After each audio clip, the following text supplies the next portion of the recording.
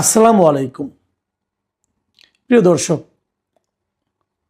আজ সোমবার মানে 16ই ফেব্রুয়ারি, আগামীকালকে সকালে মানে মঙ্গলবার সকালে নবনির্বাচিত যারা সংসদ সদস্য হয়েছেন তাদের শপথ পড়ানো হবে এবং সম্ভবত এই দেশে প্রথমবারের মতো দুবার শপথ পড়ানো হবে। দুবার কেন?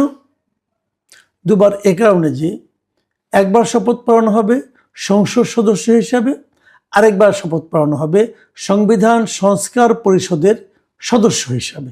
একই লোককে পড়ানো হবে, কারণ তারা সংবিধান সংস্কার পরিষদের সদস্য হিসাবে শপথ নেবেন এ কারণে যে তারা দায়িত্ব নেওয়ার পর আমাদের সংবিধানটাকে সংশোধন করবেন এবং সেটা জুলাই সনদ অনুযায়ী করবেন। এরকমই আবদার চলছে, এরকমই নিয়ম। এটা আলী রিয়াজ সাহেব বলেছেন, এভাবেই করতে হবে।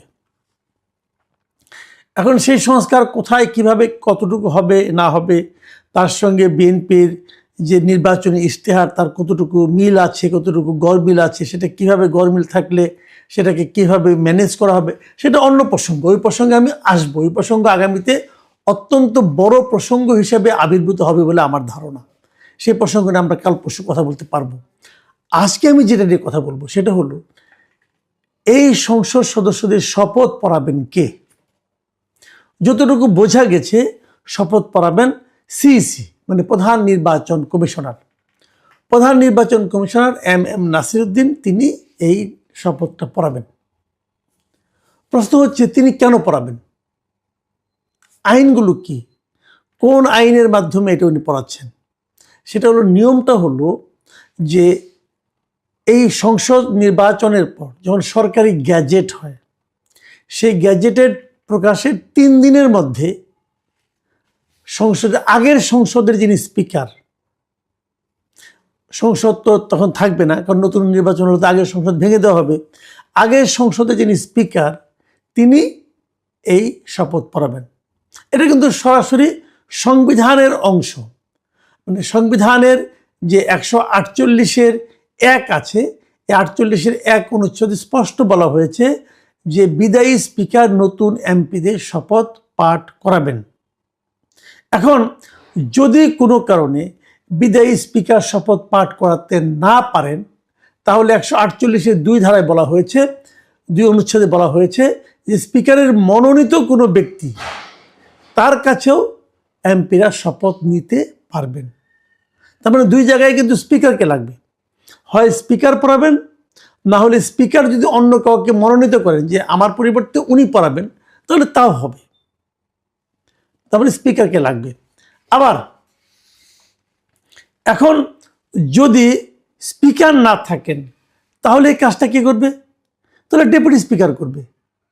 এটাও কিন্তু সিম্পল। যদি ধরেন স্পিকার নাই, স্পিকার মারা গেছে, স্পিকার নিখোঁজ, স্পিকার গুম হয়ে গেছে, হইতে পারে তো, তাই না?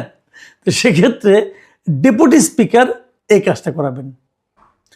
এখন প্রশ্ন হচ্ছে, যদি 3 দিনের মধ্যে 148-এর 2 ক এই ধারায় বলা হয়েছে যে গ্যাজেট প্রকাশের 3 দিনের মধ্যে যদি স্পিকার বা তার মনোনীত ব্যক্তি সংসদ সদস্যদের শপথ না পড়ান, তাহলে পরবর্তী 3 দিনের মধ্যে প্রধান নির্বাচন কমিশনার এই শপথ পড়াবেন। খেয়াল করুন, নির্বাচন হয়েছে 12 তারিখে, 13 তারিখ শুক্রবারই কিন্তু গ্যাজেট হয়ে গেছে। মানে 13 তারিখ শুক্রবারেই গ্যাজেট করে ফেলা হয়েছে, খুব দ্রুততার সঙ্গে করা হয়েছে। এটা ভালো, গ্যাজেট তাড়াতাড়ি করাই ভালো। 13 তারিখ যদি শুক্রবার করে, তারপরের 3 দিন মানে 14, 15, 16 এই 3 দিনের মধ্যে হলে পরে স্পিকার পড়াতে পারতেন। এখন এই 3 দিন মানে আজকে 16 তারিখ, আজকে হলো শেষ দিন। আজকে রাত্র 12টার মধ্যে যদি কেউ না পড়ায়, তাহলে ধরে নেওয়া হবে স্পিকার পড়াচ্ছেন না। এরই মধ্যে কিন্তু প্রস্তুতি নেওয়া হয়েছে, আগামীকালকে মঙ্গলবার সকালে এই শপথ পড়ানো হবে। যেহেতু স্পিকার নেই, স্পিকার পড়াইলেন না 3 দিন, অতএব প্রধান নির্বাচন কমিশনার তিনি পড়াবেন। এই পর্যন্ত সব ঠিকঠাক এবং সেই অনুযায়ী বিভিন্ন জায়গায় দাওয়াত হয়ে গেছে। এখন প্রধান নির্বাচন কমিশন পড়াবেন, এটা কিন্তু আগামীকালকে পড়ালে আইনগতভাবে কোনো বাধা নেই। এখন আমার প্রশ্ন হলো, আমি এটা বস্তুটা করছি কোনো ঝামেলা পাকানো, আমাকে অনেকে মনে করেন যে আমি বিভিন্ন রকম ঝামেলাটা পাকাই, ভাই ঝামেলা পাকাই না। আমি এই প্রশ্নগুলি করি এই কারণে যে এই প্রশ্নগুলি কিন্তু পরবর্তী সময়ে কখনো না কখনো উঠতে পারে। ইতিহাস বলতে একটা কথা আছে না বলেন? আপনি আজকে যে কাজটা করবেন, এই সরকার আজকে যে কাজটা করবে, আজকে থেকে 20 বছর পর, 30 বছর পর যখন কোনো কিছু নিয়ে এইগুলি নিয়ে গবেষণা হবে, তখন তার ইতিহাস খুঁজবে যে ঘটনাটা কি, তারা খুঁজে কি পাবে যে প্রথম 3 দিন স্পিকার শপথ পড়ার নাই। তাহলে প্রশ্ন হবে কেন পড়ার নাই? উনি কি মারা গেছেন? উনি কি ইন্তেকাল করছেন? উনি কি হয়েছে? উনি কি বিদেশে গেছেন? উনি কোথায়? ওনাকে কি জানানো হয়েছিল? ওনাকে বলা হয়েছিল আপনি আসেন? উনি বলেছেন যে আমার পেট ব্যথা, আমি যাবো না। কিছু একটা হয়েছে তো, কি হয়েছেটা কি? আচ্ছা, ওনাকে যে খোঁজা হয়েছে, উনি যে নাই, এই জিনিসটা কে কনফার্ম করলো? সরকারের কোন বিভাগ কনফার্ম করেছে যে স্পিকার নাই, স্পিকার হাওয়া হয়ে গেছেন? কে কনফার্ম করেছেন? আপনাদের নিশ্চয়ই মনে আছে যে 2024 সেই গণ অভ্যুত্থানের পর যখন নাকি বিভিন্ন লোকজন বলা হচ্ছিল তারা সেনানিবাসে আছেন, সেনাবাহিনীর এখতিয়ারে আছেন, তাদের হেফাজতে আছেন, এ ধরনের নানা ধরনের কথা কিন্তু বলা বলি হচ্ছিল।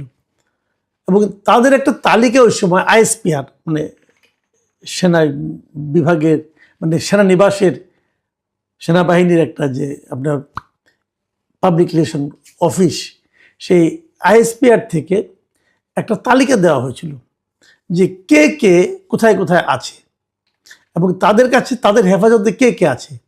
সেখানে ওই সময় যে ঢাকার ডিএমপি কমিশনার ছিল হাবিবুর রহমান, তার নাম ছিল, প্রধান বিচারপতির নাম ছিল, আরও অনেকে ছিল, এবং সেখানে স্পিকার শিরিন শারমিন চৌধুরীর নামও ছিল।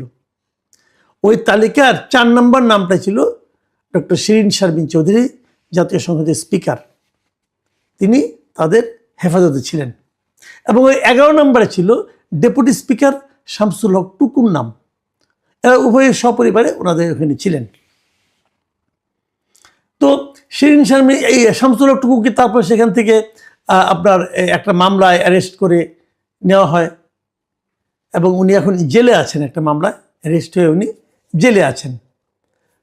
শিরিন শারমিন চৌধুরী কোথায়? উনি তো জেলে নাই, তাহলে উনি কোথায়? ওনার খবর কেউ বলতে পারছে না। উনি ছিলেন তো সেনা হেফাজতে, তা সেখান থেকে কোথায় গেলেন? তাহলে এটা সেনাবাহিনীকে জিজ্ঞাসা করা হোক, ভাই আপনারা ওনারা কি করছেন? এখন উনি আপনাদের কাছে আছেন, অথবা উনি কি অন্য কোথাও গিয়েছেন? কোথায় গিয়েছেন আপনারা কি জানেন? নাকি আপনারা ওনার উপর কোনো দায়িত্ব বোধ করেন না, ছেড়ে দিয়েছেন? হতেও তো পারে, কোনো সমস্যা নাই ছেড়ে দিলে পরে। দেশ ভালো অবস্থা আছে, ওনার এখানে থাকার দরকারটা কি? ছেড়ে দিয়েছেন। কোথায় ছেড়ে দিয়েছেন? উনি কোথায় গেছেন? কোনো খোঁজখবর কেউ জানেন না? ওটাকে খোঁজা হয়েছে? এত বড় একটা ঘটনা, দেশে একটা নির্বাচন হয়েছে, এখন স্পিকার হিসাবে উনি শপথ পড়াবেন। এখন আপনারা হয়তো বলবেন যে উনি কিভাবে পড়াবেন, উনি তো পদত্যাগ করেছিলেন। হ্যাঁ, উনি পদত্যাগ করেছিলেন। উনি অগাস্টে ঘটনা ঘটলো, উনি সেপ্টেম্বরেই পদত্যাগ করেছিলেন। তো এখন উনি পদত্যাগ করলেও কিন্তু আইন সংবিধান অনুযায়ী যে উনি পদত্যাগ করুন আর না করুন সেটা ব্যাপার না, পরবর্তী সংসদ হওয়ার আগ পর্যন্ত উনি থাকবেন। সেই হিসেবে উনি এসে পড়াবেন। আচ্ছা, আমি ধরে নিলাম ওনার পদত্যাগটা কার্যকর হয়েছে, উনি আর পড়াবেন না, উনি আর এই ঝামেলা আসবেন না। ঠিক আছে, আসবেন না। তাহলে যদি স্পিকার পদত্যাগ করে, তাহলে স্পিকারের দায়িত্বটা কে পায়? Deputy speaker. ডেপুটি স্পিকারকে শামসুল হক টুকু। এখন শামসুল হক টুকু কি পদত্যাগ করেছেন? শামসুল হক টুকু কিন্তু পদত্যাগ করেন নাই। ওনাকে একটা মামলায় গ্রেপ্তার করে আপনি জেলে নিয়েছেন। তো উনি এখান থেকে এসে ওনাকে আপনার প্যারোলে বের করে নিয়ে আসেন, নিয়ে এসে উনি শপথ পড়াবে, অসুবিধাটা কি? এবং ওনাকে গ্রেপ্তার দেখানো হয়েছে, ওনার মধ্যে কোনো সাজাও তো হয়নি, উনি তো সাজাপ্রাপ্ত আসামিও না। তাহলে ওনাকে জামিনে বের করে নিয়ে আসেন, শপথ পড়া, জামিন দিবেন না, দিয়েন না, অসুবিধা নাই, এটা তো আদালতের বিষয়, আমি কি বলবো, জামিন দিবেন আদালত, ওকে ফাইন। তাহলে তাকে মানুষ মারা গেলেও তো প্যারোলে মুক্তি পায়, ওনাকে প্যারোলে মুক্তি দিয়ে নিয়ে আসেন 2 ঘন্টা 3 ঘন্টার জন্য, উনি শপথ পড়ায় আবার জেলখানা ঢুকে যাবে, অসুবিধাটা কি? সেগুলো করলেন না কেন? ওনাকে কি অ্যাপ্রোচ করা হয়েছিল? উনি কি বলেছেন যে আমি পড়াবো না? 3 দিন তো আপনার বসে বসে জাস্ট সময় ক্ষেপণ করলেন ইচ্ছা করে, যাতে নাকি চতুর্থ দিন আপনারা সিইসিকে আনতে পারেন। দেখেন এই যে পুরো বিষয়টা না, এই বিষয়টা যে কেন করা হচ্ছে, তার মানে আপনারা ওনাকে দিয়ে পড়াবেন না, সমস্যা নেই, কিন্তু আইনটা তো দেওয়া নেই। ওনাকে পড়ালে কি আপনাদের মান সম্মান যাবে? আমি একটা ঘটনার কথা উল্লেখ করি, পুরনো ঘটনা। আপনাদের মনে আছে 90-এর গণ আন্দোলনে কিন্তু এরশাদ সরকারের পতন হয়েছিল। তো এরশাদ সরকারের আমলে সংসদের স্পিকার ছিলেন কি? শামসুল হুদা চৌধুরী। সেই শামসুল হুদা চৌধুরী কিন্তু পরবর্তীতে যে বিএনপি এবং আওয়ামী লীগ দুইজনে মিলে যে ইলেকশনটা করলো, 91 ইলেকশন, যেখানে বিএনপি জিতেছিল, এই সকল সংসদ সদস্যদেরকে, বিএনপির এবং এদেরকে, আওয়ামী লীগের এমপিদেরকে শপথ পড়িয়েছিলেন কিন্তু শামসুল হুদা চৌধুরী। তো উনি তো তখনকার দিনে পতিত স্বৈরাচারের সরকার যেটা ছিল, সেই সরকারের সংবিধানে সংসদের উনি ছিলেন স্পিকার। কোনো সমস্যা তো হয় নাই, বরঞ্চ আইনটা, রীতিটাকে আপনি আপহোল্ড করে রেখেছিলেন। তো এগুলো ঘটতে থাকবে, এবং এই প্রত্যেকটা ঘটনার মাধ্যমে দায়িত্বপ্রাপ্ত যে ব্যক্তিরা, তারা তাদের চরিত্রের তাদের যে চরিত্রটা, তারই প্রকাশ ঘটাবেন। আমি মনে করি এক্ষেত্রে তাই ঘটানো হয়েছে।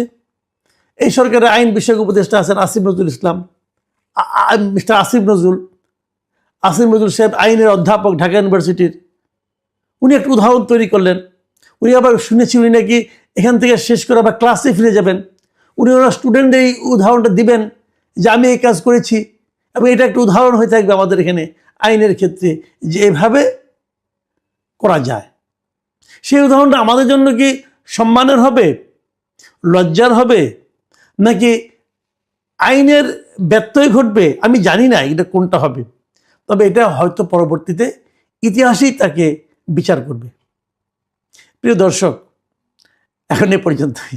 আল্লাহ হাফিজ।